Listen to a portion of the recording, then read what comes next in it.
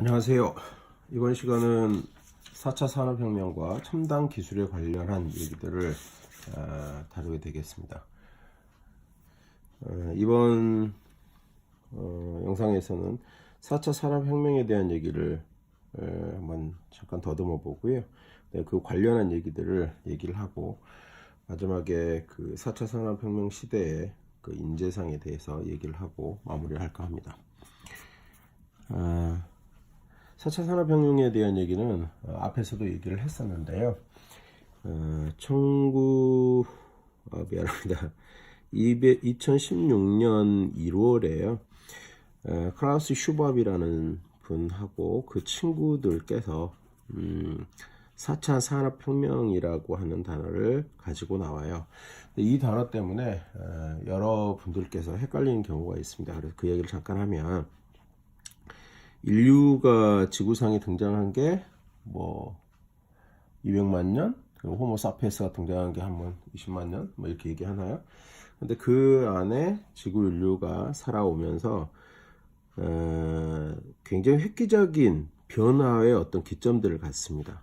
그것들을 사회학자나 미래학자들께서 나눠서 구분지어 얘기를 했는데, 그 첫 번째가 어떤 시대였냐면 농업혁명이라고 하는 게 일어나죠. 아마 중고등학교 때 사회교과에서 배웠던 얘기일 겁니다.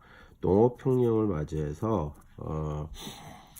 그 먹을 것을 찾아서 쫓아다니던 시대에서 앉아서 자기 지역에서 대량의 먹을 것을 공급할 수 있는 시스템을 개발하게 돼요. 그러다가 이제 또 새로운 시대를 맞이하게 되는데, 이제 산업혁명이라고 하는 걸 맞이하게 됐죠. 이렇게 살아가던 시대에 엘빈 토플러, 지금 돌아가셨죠? 엘빈 토플러라는 분께서 정보혁명이라고 하는 시대를 정의를 하고요. 정보사회에 대한 얘기를 합니다. 이렇게 해서 보통 이제 우리는 3단계의 어떤 구조를 얘기를 하고 있었는데, 이 크라우스 슈밥들은 지금 이걸 좀 다르게 이제 얘기를 하는 거죠. 이 산업혁명이 왔는데 지금도 이 정보혁명이라고 하는 시대, 정보사회라고 하는 이 시대에 살아가고 있는데 또 다른 시대가 왔다는 거예요. 그래서 이 산업혁명 내에서를 다시 정의를 지금 하고 있는 거예요. 그래서 이거를 잠깐 얘기를 해보면, 얘기를 할 때 이제 이때 얘기하는 게 이제 4차 산업혁명 해서 요 시대를, 요 부분에 해당하는 걸 지금 얘기하고 있는 거잖아요. 그래서 그걸 쪼개서 얘기를 해보면, 우리 산업혁명이라고 하는 것은 1976, 아니죠, 잘못했죠, 1769년이지요. 제임스 와트라고 하는 사람이 증기기관을 발명을 하잖아요. 그래서 인력 또는 보통 우리가 인마 이렇게 얘기하는데, 동물들의 힘을 빌려서 어떤 힘들을 이렇게 쓰던 거를 정말 획기적인 그 사람을 대신해서 사람의 힘을 대신할 수 있는 이런 장치를 만들게 되고요. 이것에 의해서 완전히 그전과는 다른 형태의 산업으로 형태들이 발전을 하게 됩니다. 우리 이거를 산업혁명이라고 얘기를 하죠. 이게 이제 크라우스 슈밥과 그 친구들은 이거를 1차 산업혁명이라고 얘기를 하는 거고요. 그다음에 2차 산업혁명은 이제 전기라고 하는 게 들어오죠. 그래서 전기가 개발되어지면서 이 전기가 붙어서 또 다른 뭐 컨베이어 벨트 시스템이나 이런 것들이 도입이 되면서 대량 생산하는 형태의 구조를 갖게 돼요. 이걸 2차 산업혁명이라고 얘기를 하고요. 그 다음에 이제 우리 대표적으로 1946년에 애니악이 탄생했어요. 이게 세계 최초의 컴퓨터에 이런 얘기 하잖아요. 이거 상품 문제라고 알아두시라고 했는데, 이 컴퓨터 시스템이 등장을 하면서 기존과는 또 다른 형태가 되고 정보가 굉장히 중요한 세상이 되어지게 돼요. 이것에 의해서 세상에 한번 또 다르게 진화를 하게 되는 거죠. 이걸 3차 산업혁명 뭐 이렇게 얘기를 하게 되는 거고요. 이후 시대의 이제 정보혁명 시대를 맞이한 요 분위기에서 이제 새로운 어떤 흐름이 등장을 합니다. 우리가 이거를 뭐 다른 식으로 얘기할 때는 뭐 스마트 혁명이다라고 얘기를 하기도 하고 스마트 사회다 이렇게 얘기를 하잖아요. 여기 이제 등장하는 얘기가 대표적인 단어가 바로 모바일이죠.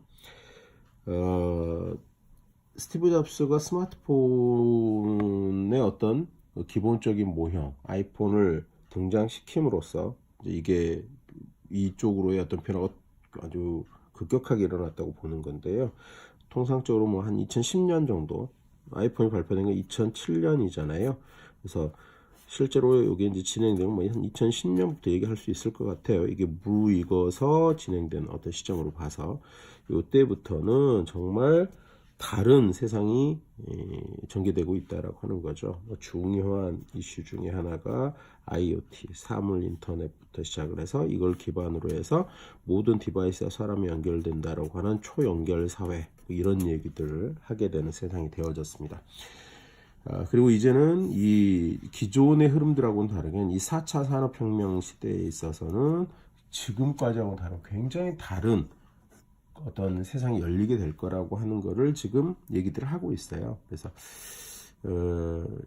그래서 이쪽이 굉장히 주목을 받고 있는 거고, 과연 진짜 이렇게 갈 것이냐, 또 정말로 크라우스 슈바흐가 그 친구들이 얘기하고 있는 세상으로 갈 것이냐, 이런 것들을 얘기하고 있는데요. 지금 굉장히 많은 논의가 되어지고 있어요. 예를 들어서 기술이 이렇게 빠르게 발전을 한다면 정말 사람의 어떤 사람들이 할 수 있는 일, 그런 것들은 무엇이 있을 것이며, 그다음에 정말 어떤 일을 할 수 없는, 자기 역할을 할 수 없는 무용계급의 어떤 등장, 이런 것까지도 사회학적으로 얘기를 하고 있습니다. 자, 이 정도로 해서요. 여러분들이 한 번 더 세심하게, 섬세하게 한 번 더 체크를 해보도록 하시고요. 그러면 이제 이런 그 4차 산업혁명 얘기는 어디서부터 시작되었느냐라고 보시면 독일에서부터 시작이 됐다, 이렇게 보시면 돼요. 독일의 인더스트리 4.0이라고 하는 여기로부터 이 얘기가 시작됐다라고 보시면 될 것 같고요. 여기 가장 중심에 있는 것은 스마트 팩토리, 인더스트리, 공업적인 그런 부분을 어떤 새로운 분기점, 전환점으로 만들겠다, 이런 거였죠. 그래서 공장을 스마트하게 만들겠다라고 하는 단어로부터 진행이 되어집니다. 그래서 결국은 스마트 팩토리라고 하는 거를 결국은 보면 가장 안에 좀 똘똘한 공장을 만들겠다고 하지만 실제로 무인화로 가는 경향이 되게 짙고요. 이 무인화로 가기 위해서 사용되어지는 어떤 기술들이 있을 거예요. 그 기술들 중에는 가장 핵심에는 여러분들이 생각할 수 있는 게 IoT가 있겠죠. IoT로부터 시작해서 그것들이 수집해낸 데이터를 가지고 그 다음에 적절하게 움직일 수 있는 로봇들이 어떤 기능들을 수행하게 될 거고요. 그리고 그것들이 수행하는 것들을 좀 모니터링하고 감시하는 작업들을 멀리, 너무 좀 그림처럼 얘기하자면 인공지능이 걔를 관리하고, 이렇게까지 될 것 같아요. 물론 인더스트리 4.0에서 그렇게까지 간단한 게 너무 비화해서 얘기하는 것일 수도 있지만 그런 개념으로 보시면 될 것 같아요. 그래서 이제 여기서부터 출발한 이 4차 산업혁명 얘기에서 다루어지고 있는, 얘기하고 있는 기술들이 몇 가지가 있어요. 그것들을 체크를 해보시면 무인 운송장치, 보통 드론으로 대표가 되어지죠. 그 다음에 3D 프린터 많이 들어보셨을 거고, 방금 전에 얘기했던 로봇은 아주 오래전부터의 숙제였지요. 이제 요즘에 이제 이 4차 산업혁명 시대에 들어오면서 또 주목을 받고 있고, 그다음 기술들이 한창 성숙한 그런 상황이 되어지고 있습니다. 그다음에 블록체인이라고 하는 기술이 있죠. 요즘에 우리나라에서 굉장히 시끌시끌했던 기술인데요. 이 부분에 대해서도 여러분들 한 번쯤은 정보들을 한번 파악하고 알고 있어야 되는 부분이 되겠죠. 또 공유경제, 여러분들은 상당히 친숙한 부분이 될 수도 있을 것 같고요. 그다음에 바이오 프린팅, 이런 기타 여러 기술들이 있어요. 이런 것들이 산업혁명 시대의 주요 키워드다라고 하는 것들 체크 한번 해보시면 될 것 같아요. 그리고 이제 그러면 이제 보통 이렇게 얘기해요. 4차 산업혁명 시대에 700 몇십만 개의 일자리가 사라지고 2020년까지 그리고 뭐 200 몇십만 개의 일자리가 생기고 그래서 결과적으로 500만 개의 뭐 일자리가 사라져서 뭐 이런 얘기들을 하거든요. 어떻게 보면은 굉장히 인간들에게는 위협적인 어떤 얘기가 될 수도 있는데요. 중요한 거는 이런 세상에서도 요구하는 인재상, 그러니까 거기에서 자기 역할을 할 수 있도록 하는 어떤 요구되는 인재상이 있을 거라는 거야. 4차 산업혁명 시대에 요구되는 인재상, 그런 것을 한번 체크를 해보자라는 꼭지가 있네요. 가장 먼저는 자기 주도적인 인재상이 필요할 것 같다라고 하는데, 요거 풀어서 얘기 안 해도 되겠죠. 그 다음에 문제 해결 능력, 교수님 같은 경우 되게 많이 강조하는 것 중에 하나인데요. 문제 해결 능력을 갖춘 인재, 그리고 창의적인 인재, 그 창의력을 발휘하는 데서도 여러 경계들을 엮어낼 수 있는 융합적인 사고가 가능한 인재, 이런 것들을 요구하고 있습니다. 거기에 더불어서 요즘 사회에서는요,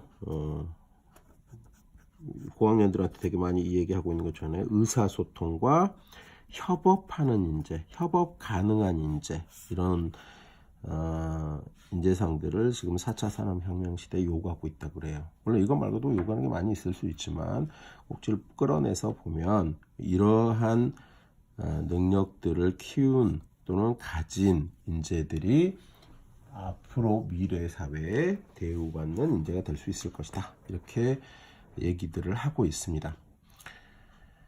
오늘 영상은 여기까지 마치겠습니다. 두 번째 장에서 다시 보도록 하겠습니다. 수고하셨습니다.